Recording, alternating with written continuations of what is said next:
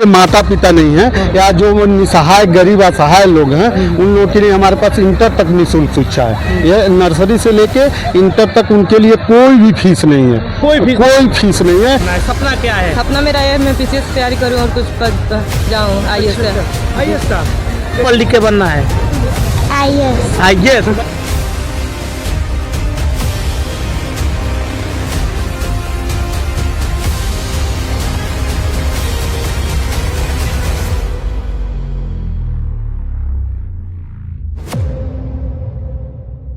भाई साहब, आप सभी को नमस्कार है। खबर यूपी 57 में आज हमारी मौजूदगी जनपद कुशीनगर के विधानसभा खड्डा अंतर्गत ग्राम पंचायत नेबुआ रायगंज में मैं इस समय मौजूद हूं। यहां पे स्वामी विवेकानंद इंटरमीडिएट कॉलेज में वार्षिक उत्सव का कार्यक्रम किया जाएगा। जो भी टॉपर बच्चे थे उनको सम्मानित किया गया और यहाँ तक मैं सुना हूँ यहाँ के प्रधानाचार्य का कहना है जो गरीब और निहायत असहाय है और वो पढ़ने में एकदम तेज है और किसी फीस के कारण और कॉपी किताब के कारण वो उसकी पढ़ाई रुकी हुई है, तो मैं उसके लिए हमेशा हमारा विद्यालय निःशुल्क तैयार है। और सबसे पहले हम मिलना चाहेंगे जो भी यहाँ के बच्चे टॉप किए हैं उनसे हम बात करना चाहेंगे। सबसे पहले तो बहुत बहुत बधाई हो। आपको क्या नाम पड़ेगा आपका? रितु यादव। ये कौन सा ट्रॉफी मिला है? ये किस चीज के लिए? क्लास 10th में टॉप किए थे। क्या? क्लास 10th में टॉप। क्लास 10th में इस विद्यालय में आपने 10th किया था। हाँ। कहाँ का रहने वाली हैं आप? यही नेबुआ रायगंज। नेबुआ रायगंज।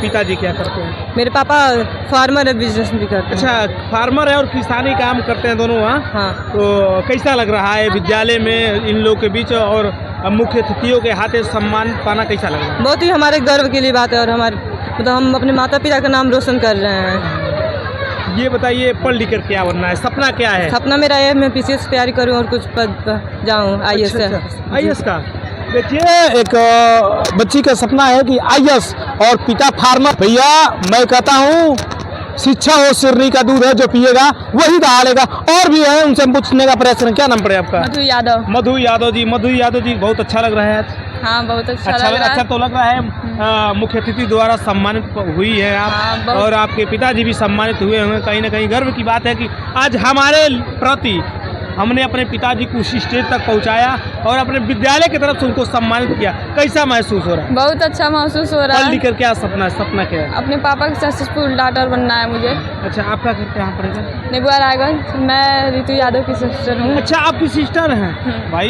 ये तो दोनों लोग फर्स्ट। हाँ। यहाँ पर तो दोनों लोग की बहुत बहुत बधाई। आप? मेरा नाम राधिका गुप्ता है। किस में आप पाई नहीं? 9th में टॉप किया। 9th में टॉप किया था इस विद्यालय से। कैसा लग रहा है? सपना क्या है आपका? आईएएस बनना। आईएएस। देखिए, इनका भी आईएएस सपना है। आपका क्या सपना है? मैं पूछना भूल गया था। मैं हम डॉक्टर बन जाएंगे। स्वामी विवेकानंद इंटरमीडिएट कॉलेज में मैं इस समय मौजूद हूँ, नेबुआ रायगंज में। सर, मैं ये सुना हूँ कि आप जो भी बच्चा गरीब है, असहाय है, निहायत एकदम गरीब है और वो पढ़ने में टैलेंट है और उसको कॉपी किताब या कलम की दिक्कत होती है या फीस देने में असमर्थ है, ये भी सुना हो कि इस वहाँ पे उस बच्चे की निःशुल्क पढ़ाई होती है। हाँ, क्या सही है? हाँ, सही है। हमारे यहाँ देखिए, जो भी जिनके माता पिता नहीं हैं या जो निसहाय गरीब असहाय लोग हैं उन लोगों के लिए हमारे पास इंटर तक निःशुल्क शिक्षा है। ये नर्सरी से लेके इंटर तक उनके लिए कोई भी फीस नहीं है, कोई फीस नहीं है। यह नहीं है कि हमने मासिक फीस माफ कर दिया और कहा एग्जाम फीस है, ऐसा कुछ नहीं है। उनके लिए फिक्स 1 रुपया नहीं है, उनके लिए निःशुल्क सेवा है। पहले तो बहुत बहुत प्रणाम है। आप कम से कम गरीबों के बारे में ऐसा आप सोचते हैं जिसके पास हुनर है और वो अगला पैसे के अभाव से वो पढ़ नहीं पाता है, कॉपी किताब से के अभाव से, कलम से के अभाव से, पैसे के अभाव से वो पढ़ नहीं पाता है, तो आपका विद्यालय उस परिवार के लिए खुला है, उस गरीब बच्चे के लिए खुला है। कहीं ना कहीं आप वाकई में आपका विद्यालय प्रणाम करने लायक है। आपका नाम क्या पड़ेगा सर? संदीप कुमार कुशवाहा। कब से इस स्कूल का आप देख रेख कर रहे हैं? जैसे हम तो अभी 4 साल हुआ। इसके पहले हमारे पापा देखते थे विद्यालय। जब हम विद्यालय में बैठना शुरू किए तो हम विद्यालय के बारे में हमेशा सोचते रहे कि हम कुछ नई नई तकनीकी ले आएँ। विद्यालय हमारा समझिए कोरोना काल के बाद विद्यालय हमारा अव्यवस्थित हो गया था, बंद नहीं हुआ था लेकिन समझिए कि अव्यवस्थित हो गया था, जिसको मैं जब आया नए सिरे से शुरू किया इसको। हमारे जो भी पुराने स्टाफ थे वो लोग बुजुर्ग हो गए थे।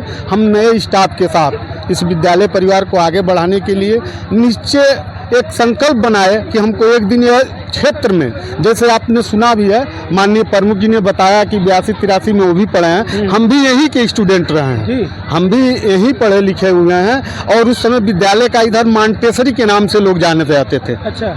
और इधर हमारे बहुत से ऐसे टीचर थे कि दूर दूर से बच्चे आते थे यहाँ पे। तो विद्यालय अव्यवस्थित होने के कारण बीच में थोड़ा सा वो था, लेकिन जब से हम विद्यालय में आए और विद्यालय के बारे में सोचना शुरू किए तो निरंतर प्रयास यही रहता है कि हम बच्चों को उच्च से उच्च शिक्षा प्रदान करें और योग्य शिक्षक के बारे में भी सोचते हैं कि अच्छे योग्य शिक्षक रहेंगे, शिक्षिकाएँ रहेंगी तो हमारा विद्यालय वास्तव में, हमको किसी प्रचार कराने की ज़रूरत नहीं, हमारे बच्चे ही हमारे प्रचार के साधक बनेंगे। क्योंकि हमारे जब बच्चे अच्छे से पढ़ेंगे वही जाएंगे तो कोई भी उनसे पूछेगा तो बच्चे ही बताएंगे कि नहीं वहाँ अनुशासन अच्छा है, वहाँ माहौल अच्छा है, पढ़ाई अच्छी होती है। तो इसी उद्देश्य के साथ विद्यालय को निरंतर प्रयास करने का यह रहा कि हम पहले साल मात्र 180 बच्चे लेके बैठे, लेकिन प्रयास था हमारे सारे विद्यालय परिवार के स्टाफ कि हम दूसरे साल 450 पे आए और तीसरे साल हम 700 पे आ गए। प्रयास तो बहुत भरपूर दिख रहा है, वीडियो में आप देख सकते हैं कितना बच्चे हैं। तो इसीलिए निरंतर प्रयास रहता है। हम चाहते हैं, देखिए हमेशा चाहते हैं कि गार्जियन से हमारा लगाव रहे, क्योंकि देखिए हम गार्जियन से भी अपील करते हैं कि अगर बच्चा थोड़ा सा भी शिकायत है तो आप सीधा हमसे, हमारा कॉन्टेक्ट नंबर है उस बच्चे के आई कार्ड पे भी है, हमको सीधे हमको कॉल करें कि यहाँ से सर ये कमी है, मैं भरसक प्रयास करता हूँ कि उस कमी को दूर करूँ और निरंतर प्रयास है। आज जैसे कि मैंने जब बैठना शुरू किया, हमारे पास भवन देखिए, जब से हमने 2 साल में हम 6 रूम भी बनवाए हैं। यह सामने अभी इस साल हमारा पहली बार अथक परिवार से पहली बार हमारा माध्यमिक शिक्षा परिषद यूपी बोर्ड से सेंटर भी बना था और अच्छे से सकुशल हम लोगों ने सेंटर का भी अपना निर्वहन किया। हम लोगों का जो दायित्व होता है, हम अपने दायित्व से कभी पीछे नहीं हटते हैं और हमारे जैसे कि हम बताएं, हम हमेशा सीखने की कोशिश करते हैं। हम कहीं भी किसी विद्यालय पे चले गए जो हमसे योग्य हैं, हम ये नहीं कहते हैं कि हम सबसे योग्य हैं, लेकिन अगर हमसे कोई योग्य है तो वहाँ भी जाते हैं तो हम सीखने की कोशिश करते हैं और सीख के आते हैं तो अपने विद्यालय में उसका अनुसरण करते हैं कि इसको कैसे क्या किया जाए। मैंने सोचा कि बच्चों के लिए कंप्यूटर की शिक्षा जरूरी है तो मैंने कंप्यूटर की व्यवस्था की। मैंने देखा बच्चों को ऑनलाइन पढ़ने के लिए स्मार्ट बोर्ड की ज़रूरत है, LED की। जैसे हमारे कुछ बच्चे जो छोटे बच्चे होते हैं, जैसे उनको मैम लोग पढ़ाते हैं तो छोटे बच्चे जानते हैं, शरारती होते हैं, तो छोटे बच्चे हम कहे LED की व्यवस्था रहेगी, स्मार्ट बोर्ड की व्यवस्था रही तो उस पर हम दिखा के उनको बताएंगे तो हमारे बच्चे बेहतर से बेहतर। हम अपने टीचर के लिए थंब की व्यवस्था किए हैं कि हमारा थंब की व्यवस्था रहेगा, हमारा जो भी स्टाफ लेट आएगा उसकी सैलरी कट जाएगी। और आने वाले समय में हम बच्चों का भी थंब का व्यवस्था कर रहे हैं कि बच्चा जो गेट पे आएगा उनके गार्जियन को नोटिफिकेशन के तहत मैसेज जाएगा कि आपका बच्चा विद्यालय कैंपस में एंट्री कर लिया है। और फिर जब वो शाम को निकलेगा फिर उसका वो आई कार्ड पंच मशीन लगा है और जब वो लगाएगा आई कार्ड तो उसका गार्जियन के पास मैसेज चला जाएगा कि हमारा बच्चा विद्यालय कैंपस से निकल गया, जिससे गार्जियन को यह होगा कि हमारी विद्यालय की जो दूरी है कि बच्चा 5 मिनट 10 मिनट का समय में अगर नहीं पहुंचता है तो बच्चे के प्रति वो भी सोचेंगे कि हमारा बच्चा कहाँ रहा।